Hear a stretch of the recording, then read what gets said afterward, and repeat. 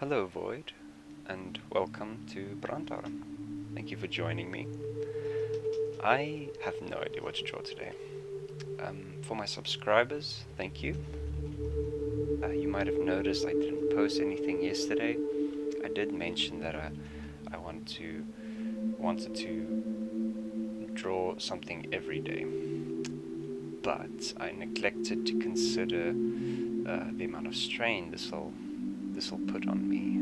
So yesterday I decided that I will be taking a break. I don't even know what to draw today. I don't have anything planned, which is probably bad, because a lot of people tend to prepare very detailed scripts about what they would like to do inside of their video. So I have no idea what to do today. Let's just get the right brush. I probably should start using different brushes, but I just really like this brush. I don't know why. Like it's for all intents and purposes, it's not a very good brush. Okay, well, it is a very good brush, but I think it's a good brush to be used in tandem with other brushes, so you can get a variety of textures and whatnot. Because I always try to focus on a variety of things when making my art. You know, high contrast, detail, and of course texture. But the texture of this brush just ends up making my work look foggy. But I guess that's kind of cool. As we are searching the void, things aren't always clear. So I think it does add to that aesthetic. So okay, so we've got a circle. What are we gonna do with this circle? What can we do with this circle?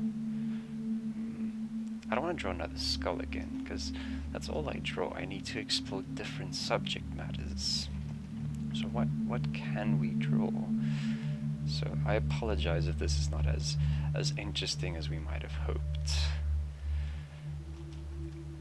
And that I'm a little clueless on what to draw at the moment.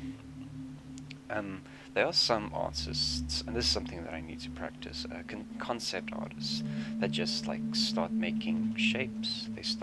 There are different techniques, but some artists that I've seen or that I've followed use a technique, I think it's called silhouetting. So where you just draw something in order to get a silhouette, like just do something. Oh, this looks familiar. Anyone recognize what this could be? So there we go. So just by making a few shapes, we've found what we're going to be drawing today. Excellent. So for the D&D fandom out there, I'm pretty sure this might look familiar. Okay, so initially I just thought of a ball and just worked out from there, but to me this kind of looks like an observer. Or is it an observer? Yes, it is an observer. That floating head with the one eye and the various tentacles of eyes protruding from this head. I do play D&D myself, although I haven't played in a while. But I've never faced an observer, but they apparently have a very high challenge rating, if I recall correctly. Don't murder me, D&D fandom. I'm still a noob when it comes to D&D. So that's actually an interesting topic, is games in general. So I don't know if you guys would care, but I am a wizard. I enjoy playing wizards in D&D. I like the concept of magic. I think it's just like there's something mystical about it, and I guess like as a kid I've always wanted like special powers. I mean, what kid didn't want like special powers when they were smaller, or like special abilities? And I was also always fascinated by magic, or the concept of magic. So I would usually play as a wizard. My first D&D character was a warlock. I went Hexenblade, and then my second character was a healbot cleric. Was it a cleric? Yeah, it was a cleric of the I can't remember my divination now, but of the totally dedicated to healing. I haven't played that character in think more than a year. And then my last character before I stopped playing was a necromancer, so a wizard wholly dedicated to the school of necromancy. Because, well, if you've watched the channel, you know that I do like creepy stuff, and then so a necromancer would kind of be the obvious choice for somebody like me. Alright, so we've got a head, we've got some tentacles. Let's see if we can start drawing an eye. Should we do a big eye or a big mouth? They do have big mouths, but let's do our own little twist on the observer to make it something truly terrifying. So, ooh, I know what we can do. Have you guys watched It? Stephen King, amazing author. I would recommend reading the books first if you haven't watched the movie. It's like don't spoil the books for yourself. Although the books are much darker than the film, but of course that's to be expected. Translating something over to film from literature can be very, very challenging and very difficult to achieve with a moderate amount of success. The only film that I think that comes a little close to doing justice to its source material, and even then it falls short of the amount of content in the original source material, would be it's Peter Jackson, right, who made the Lord of the Rings films, because the Tolkien universe is absolutely enormous. A lot of people just think like, alright, no, there's already so much lore inside of the Lord of the Rings fandom, or sorry, inside of the Lord of the Rings trilogy and inside of the Lord of the Rings books, but for those that aren't very familiar with the I lost my train of thought. This is so frustrating. What was my thought? For those who aren't as familiar with Tolkien and the world of his universe, it stretches far beyond the events of Lord of the Rings. There was so much war before that, the events before that of Frodo and his gang, the Bane of Isildur and the fall of Gondor. Or okay, Gondor never really fell, but there's so much that went on. Like, too much for even me to remember. Even I won't do it justice just by explaining it. And like the guy who taught Sauron, everyone thinks like Sauron. No, he's the OG necromancer wizard. But when in fact he was an apprentice to the original Dark Lord and the true Dark Lord. What was it? Morgoth. I think it's Morgoth. I am so unsure of myself. But yes, and I think because the Peter Jackson films was so good and so successful, we won't necessarily discuss Hobbit. Although I did enjoy Hobbit, but I still think that what was achieved with the original trilogy was far more impressive than Hobbit. But not taking away from the Hobbit, still good acting. They did tamper a bit with the source material, but that's okay. Like I said, it's very difficult to translate film from literature. Not something everybody can do. But I was getting to a point with this whole conversation, and I've again lost my train of thought. My mind is just everywhere, constantly. Yes, I do have trouble focusing sometimes. So, how much time are we on? Are we still recording? Oh, we are. Okay, we are 9 minutes in. Okay, that's not too bad. Not too bad. So, but as always, please stick around until the end of the video. I try to finish these sketches in the 50 minutes, but I'm not on that level yet. But I will have the finished sketch in the end of the video. Oh, that's the point that I was getting to, or that I was discussing earlier, is concept artists, when using the technique of silhouetting. The reason they've developed this technique is because it allows you to get character designs out quickly.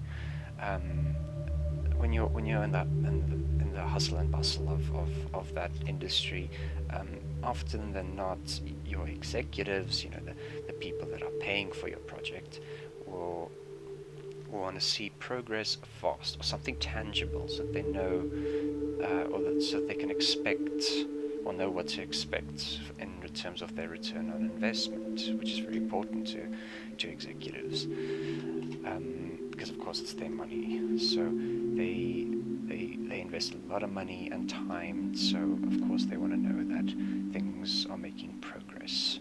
So usually a concept artist, as far as I've understood it, I'm not a professional concept artist in any way, but just from the little research that I've done, like sometimes they'll want to see several sketches, especially of character design. Character design is very demanding in concept design, something that I learned recently. The market's very saturated. There's a lot of people trying to get their work out there. It's a very popular job, or very sought after job, because who doesn't want to make a dope character, like for League of Legends or for Blizzard's Warcraft, and see your character featured in the next esports major? I think that's something you can be really, really proud of.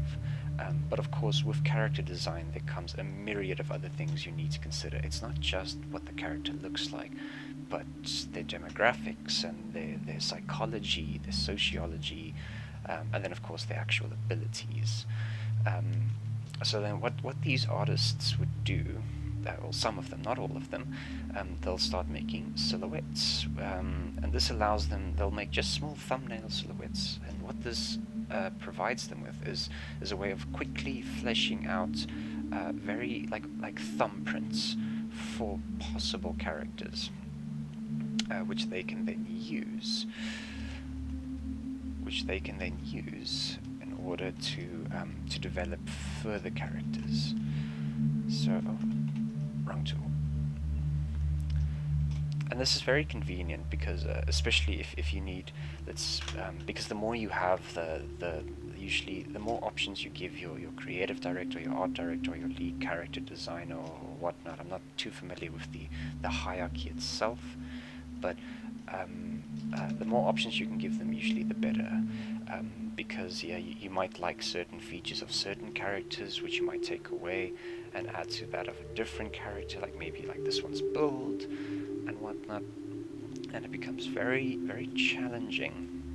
But then through this technique of making small little thumbnails, they're able to flesh out several ideas for characters, which they can then take to their higher ups, or to those in charge of the lead character development and whatnot. And this is something that I have yet to learn as well, is how to draw fast, because I've seen some of these guys and they'll make like a really cool character or monster design like in the span of a few minutes, because that's usually what's expected of them. It's very high demand. But not to bash on anybody's dreams to become a character designer. If you want to become a character designer, if you're still new, then go for it. Nothing's stopping you except yourself. I guess circumstances should also be considered, but just go out and do it. But there are other jobs in the gaming industry in terms of arts and design, which people tend to overlook. And I've only discovered this recently, and it's actually things that are so simple. I was like, what, really? Why didn't I think of this? And that's things like UI designers. So with a lot of games, you need let's take a first-person shooter, for example. You'll have a HUD, and of course someone had to sit down and actually design that HUD and think of the user experience, like how it's going to help, what are the things that they should consider with the HUD, and all these types of things. And those are, as I understand it, are jobs that are quite high in demand, because not everybody wants to do it. Everybody wants to be a character designer, but that's the thing, we can't all be character designers or character developers or character concept creators. It seems we've run out of time. It sucks. I actually wanted to sketch a bit more and talk a bit more, but I want to keep this short. It makes my life easier with the editing. Thank you for this. That was like a shotgun round of conversation, but a more rapid-fire Gatling gun. Either thank you for joining me. This has been Brandautumn, and I hope you enjoy the rest of the sketch. Keep well, leave a like, and consider subscribing. Good. Good night.